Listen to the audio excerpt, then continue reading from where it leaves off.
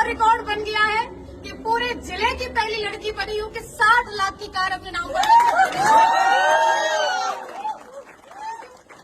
Audi लोगों के लिए एक नाम हो जाएगा कि हाँ वही कोई लड़की कार ले आई होगी, लेकिन मेरे लिए सिर्फ ये कार नहीं है सिर्फ ये कार, क्योंकि सपने से भी ऊपर है ये जगह। जब गुरुजी पर्दा हटा रहे थे तो मैं अंदर से फील कर रही थी ये मेरी है। मैं कई बार अंदर से कह रही थी मेरी है। रात भर मैं सोई नहीं हूँ। ये बिल्कुल सत्य है, मैं बिल्कुल नहीं सोई। मैं सुबह 5 बजे का अलार्म लगाई थी, जल्दी जगना था।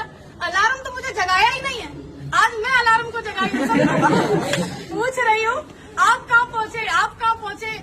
सारी चीजें आज अच्छी हैं, बढ़िया हैं। क्यों है? सिर्फ उसके पीछे एक कारण है, हमारी असली पीएस वेलनेस जैसी महान संस्था और इसके संस्थापक की एक नेक नियत, एक अच्छी सोच। हमारे सीयूएमडी महागुरुजी मिस्टर संजीव कुमार सर, मैं कहूंगी अरे होंगी बहुत सारी ऑर्गेनाइजेशन जो कि काम करती होंगी डायरेक्ट सेलिंग में, लेकिन पूरी डायरेक्ट सेलिंग के अंदर एक असली पीएस वेलनेस और पूरे डायरेक्ट सेलर्स के लिए महानायक बनके खड़े हमारे सीयूएमडी मिस्टर संजीव कुमार सर के लिए पर जोरदार शायद कुछ संकोच होता इस कार को लाने में, लेकिन कोई संकोच नहीं हुआ क्योंकि वो वुमेन वेलफेयर फंड का 5 लाख एक्स्ट्रा गुरुजी दे बहुत बड़ा सहयोग लगा, क्योंकि लोगों को लग रहा है कि 5 लाख रुपए अमाउंट क्या, लेकिन पूछिए उनसे जो 30,000 रुपए महीने की तनख्वाह लेते हैं, पूरा 30 दिन ड्यूटी करते हैं, तब जाके उनको 30,000 आता है। लगभग उनकी 1.5-2 साल की इनकम तो माँ गुरुजी ने एज ए वेलफेयर फंड मुझे दे दी। क्यों? क्योंकि तुम लड़की हो। फिर हमारे अंदर से भी जज्बा जुनून आया कि नहीं भैया, जब 14 लाख की चल सकती तो 60 लाख की भी चलेगी। अब माँ गुरुजी अगर 5 लाख एक्स्ट्रा दिए तो उसको सही ठिकाने पे लगाना पड़ेगा, क्योंकि अभी और कमाना है। सारा कुछ बढ़िया है, बहुत ही अच्छा है। मैं जो बोलना चाह रही थी शायद मैं वो बोल ही नहीं पा रही हूँ, क्योंकि खुशी का कोई ठिकाना नहीं है। आज माँ गुरुजी पहली बार ये कह रहे बोलिए, नहीं तो हर बार ये होता है कम बोलिए। अभी आपके बाद और भी खड़े हैं और उनको बोलने दीजिए, लेकिन ये अवसर भी असली पीएस वेलनेस में तब आता है। माँ गुरुजी एक बात बोलते हैं, मैं माँ गुरुजी की बात को रिपीट कर रही हूँ यहाँ पर, कि हम सभी किस्मत वाले तो हैं क्योंकि हम सबको सेम प्लेटफॉर्म मिल गया है, लेकिन हर वो व्यक्ति सफल नहीं होगा जो ज्वाइन कर लिया। क्यों? क्योंकि किस्मत वाले सभी हैं लेकिन सेम मेहनत नहीं करते। किस्मत से प्लेटफॉर्म मिल गया है, अगर हम मेहनत करते रहेंगे तो हम यहाँ तक जरूर आएंगे। किस्मत वाले हम बन चुके हैं, अब बारी है मेहनत वाले बनने के लिए। तो क्या आप लोग तैयार हैं? अगर आप तैयार हैं तो मैं आपसे कहना चाहती हूँ कि यदि आपने असली पीएस जैसी महान संस्था को ज्वाइन कर ही लिया है, और स्पेशली मैं गर्व से ये बात कहना चाहती हूँ कि यदि आप AWPL के अंदर ज्वाइन हो ही चुके हैं तो 3 से 4 साल तक आप मन लगा करके, एकाग्र होकर के, पापा कहें, मम्मी कहें, रिश्तेदार कहें, गांव वाले कहें, कोई फर्क नहीं, हमें वो करना है जो हमें दिखाई दे रहा है। क्यों? क्योंकि वो लोग अपनी जगह पे सही हैं। मेरे पापा ने कभी पढ़ाई के लिए नहीं रोका, मैं आपके सामने खड़ी हूँ। एक भाई एक बहन है, जिस स्कूल में मेरे भाई को पढ़ाया, आज मैं पहली बार ये बात बोल रही हूँ, जिस स्कूल में मेरे भाई पढ़े हैं, हम तो प्राइवेट स्कूल में पढ़े हैं, बल्कि पिताजी किसान है। पिताजी गुंजाइश नहीं थी कि हमें बस से भेजे, लेकिन एक साथ पढ़ाया।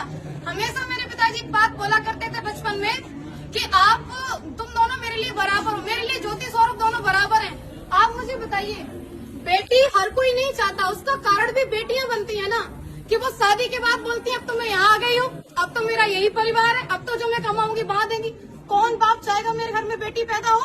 क्योंकि एक तो इसको पढ़ा लिखा के बड़ा करो, कमाने लायक बनाओ, और उसके बाद तो ये तो चली और ये वहाँ जाके कमा के देगी, कौन चाहेगा?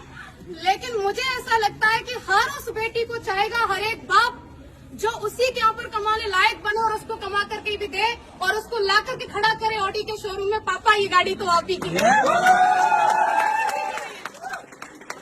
और ये हम सब बन सकते हैं, कोई एक नहीं, सिर्फ एक ज्योति यादव नहीं, नेवर, हर कोई बन सकता है। क्योंकि मैंने किसी को देख करके सपना बनाया, वो किसी कोई और नहीं थे, मेरे अप्लायंस थे। आपका भी किसी न किसी को देख करके सपना बन रहा हो, तो जब सपना बन ही रहा है उसे साकार करने के लिए हमारे पास एक ग्रेट प्लेटफॉर्म है ही है, ग्रेट मेंटरशिप है ही है।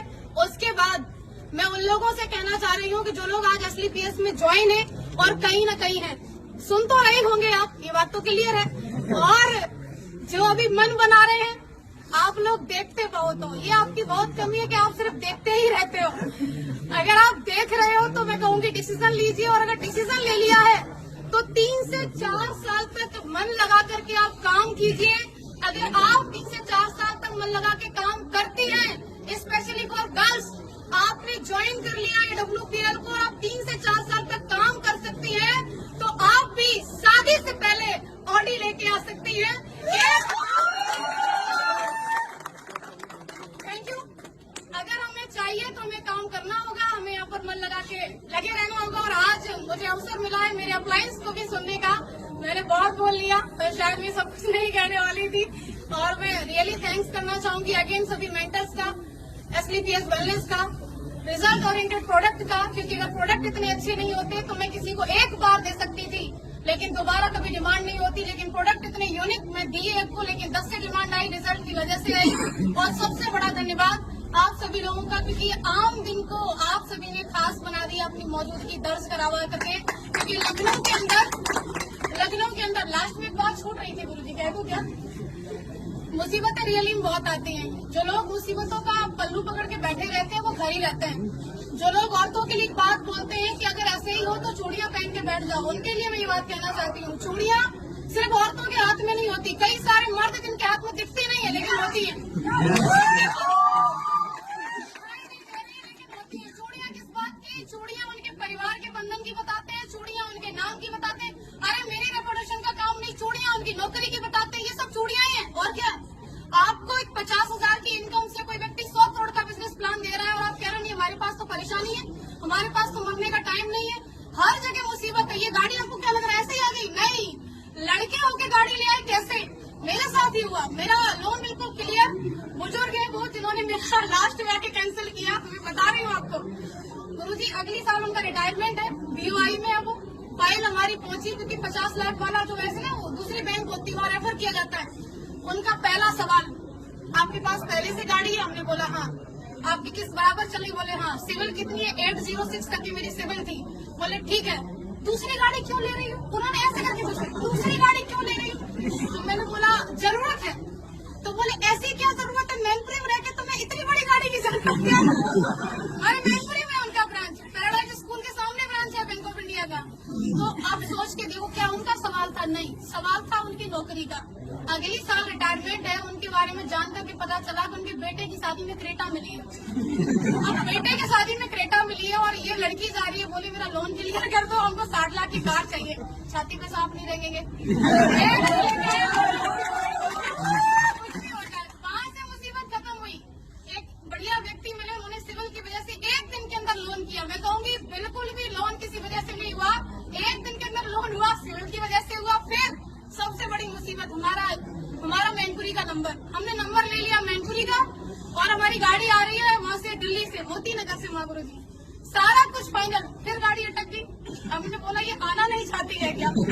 50,000 रूपये पूरे एक्स्ट्रा क्यों लगे? सिर्फ इस बात पे कि हमें फिर वहाँ से नहीं, उन्होंने बोला मैनपुरी में डिलीवरी नहीं दे सकते, आप एटा तक ले लो। हम क्यों लेने एटा की गाड़ी? तो अपनी मैनपुरी के लिए मैनपुरी वाले। तो मेन आपको ऐसा लग रहा है कोई व्यक्ति सफल होकर खड़ा है तो आसानी से खड़ा है, आपको समस्याएं आ रही है उसको कोई नहीं आएंगी। भैया हर चीज में समस्या है, यहाँ तक कि पैसा होते हुए जब आप गाड़ी लेने को खड़े हो, आपकी मर्जी है, गाड़ी की मर्जी है, मैं आ रही हूँ, बीच वाला बोला क्यों ले रहे हो? तो तीसरे को भी दिक्कत हो सकती है। दिक्कतों के ऊपर कभी फोकस नहीं करना है, फोकस हमेशा लक्ष्य के ऊपर। मेरी बात सिर्फ इतनी है कि आज अगर मैं यहाँ खड़ी हूँ तो सिर्फ इसका एक कारण है कि मैंने हमेशा मेरे अप्लायंस की उपलब्धि को देखा कि आज वो किस पायदान पर पहुंच रहे हैं। मैंने नहीं देखा उन लोगों को जो लोग मेरे अपने थे लेकिन वो किसी न किसी ऐसी जगह पर थे जो उतनी बड़ी सोच नहीं रखते थे। मैंने सिर्फ उनको देखा जिनकी सोच बड़ी थी, जिनकी उपलब्धि बड़ी थी, क्योंकि मुझे वहीं तक जाना था जहाँ तक का मुझे वो रास्ता दिखा रहे थे। तो आपको भी हमेशा अपने अप्लायंस की भी देखना है, क्योंकि मैंने देखा तो आज मैं खड़ी हूँ। और आप लोग आए उसके लिए आपका अगेन बहुत बहुत शुक्रिया। Thank you so much.